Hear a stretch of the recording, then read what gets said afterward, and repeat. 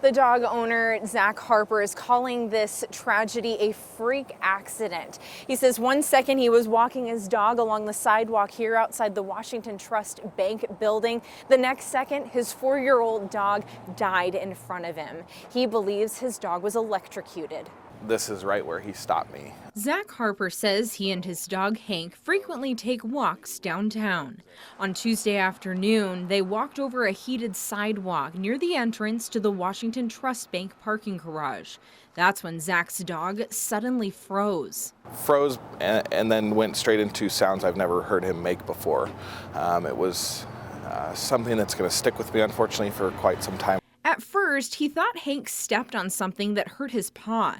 He reached down to find out what was wrong, and Hank bit him, which is something he'd never do.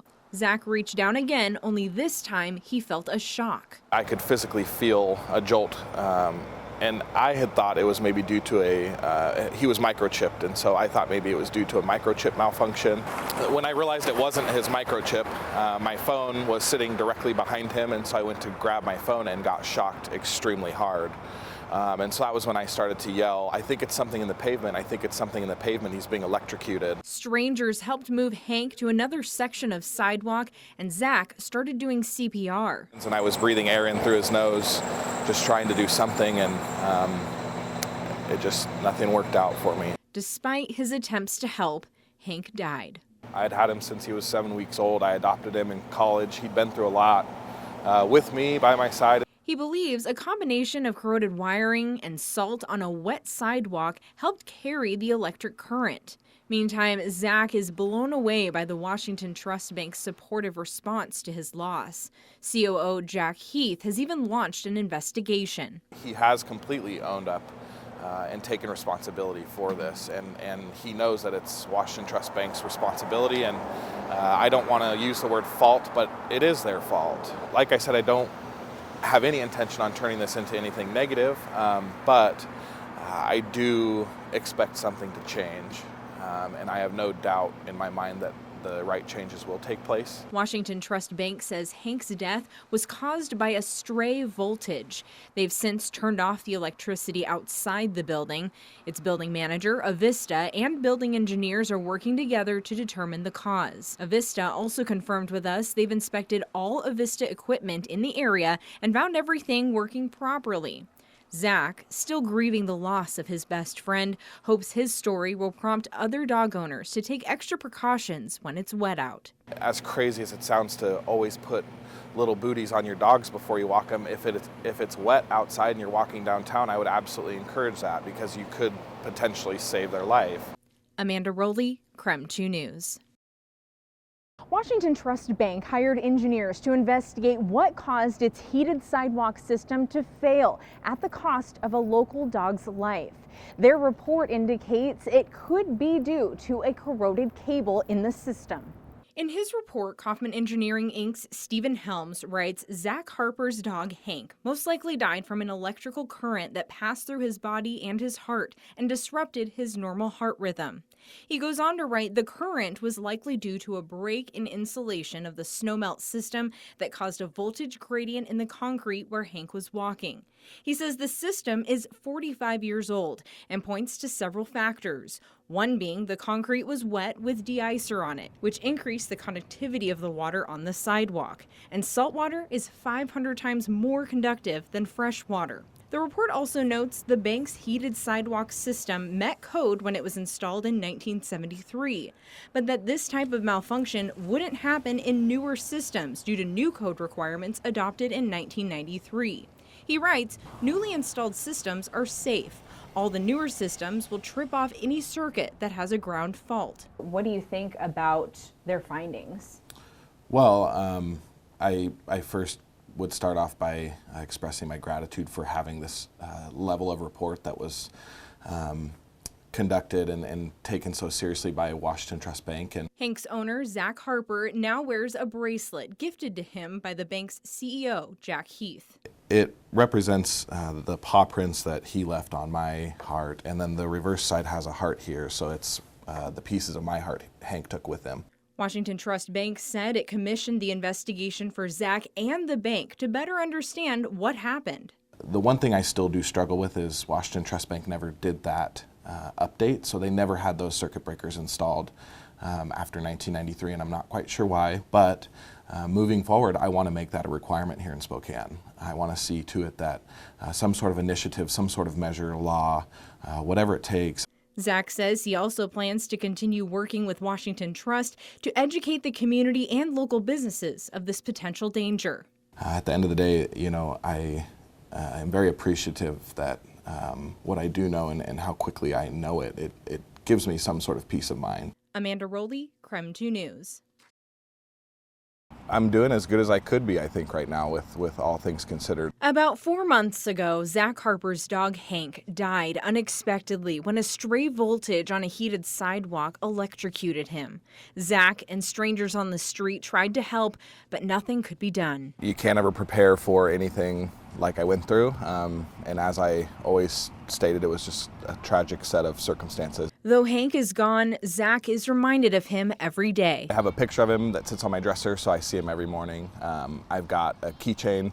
I actually will show you my keys. I've got a keychain here that has actually some of his ashes and his name on the back. I think about him every day, yeah. But again, it's just a process of moving forward and accepting, you know, the sad scenario I was put in and just moving forward in the best way I can. He decided to move forward by opening his heart to 2 miniature golden doodles. There's a lot to be said about coming home to an empty house without an animal, and so now having 2, it's a lot of fun. Chip is in my right hand, to your left, and Dale's on laying down. He named his new dogs after his favorite childhood show. Chip, who's very rambunctious, and he's the licker. One of them loves to give kisses and lick your face all over, and one of them doesn't really care to. And so they're different even in that aspect. They've done a really, really good job at helping me, you know, move forward and fill in that void that I felt. Good boy! Now, with Chip and Dale at his side and Hank close to his heart, there's one last step to finding peace. The Spokane City Council is working on an ordinance that will update regulations for heated sidewalks. They've dubbed it Hank's Law, which I think is really special to me. That was really one of my largest pieces of my message, was that I wanted something to change so that no one ever had to deal with this again, go through this again. Come here. Amanda Rowley, Chip, Dale. KREM 2 News. Hi. Good boys. So first, some details on why exactly the sidewalk heater was fatal. There were a few factors: a break in the insulation, a wet sidewalk, and highly conductive de-icing salt. The current also affected Hank more severely because for 4-legged animals, the electricity goes right past the heart. The engineer who analyzed all this said it could have been prevented with a simple device, a ground fault circuit interrupter. It basically detects if the proper current is broken and then instantly shuts off the power. You've likely got these on your own outlets in your home. These devices have been required on all sidewalk heating systems since 1993, but the device that killed Hank was installed in 1973. Previously, businesses were not required to retroactively install the circuit breakers. And that brings us to the first thing that Hank's Law does. It requires every sidewalk heater in the city to have the circuit breaker, meaning some businesses might have to upgrade.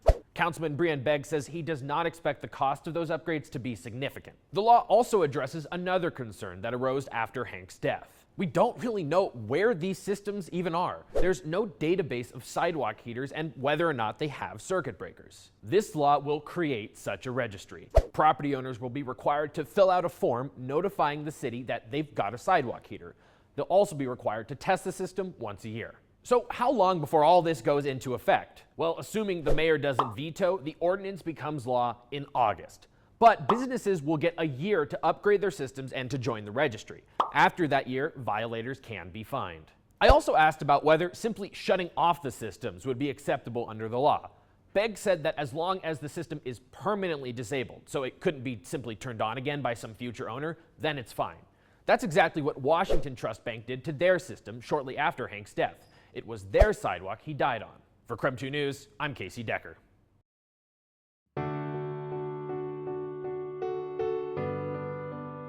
Hank and his human, Zach Harper, used to walk downtown every day. Now, Hank's memory will live on to help keep other dogs safe in our city. I looked on our website yesterday and I saw Hank's face literally smiling back at us. And as a lawyer and now as a council member, what I like is when we can take a tragedy and make something better and help people in the future. And that's really what this did. An investigation in February found a stray voltage on a heated sidewalk likely electrocuted Hank. The new citywide law in his name requires property owners with a de-icing system on a public right-of-way to meet the current code. The new ones are required to have immediate cutoff if there's a short or something like this. But older ones weren't, and that's what happened to Hank that day.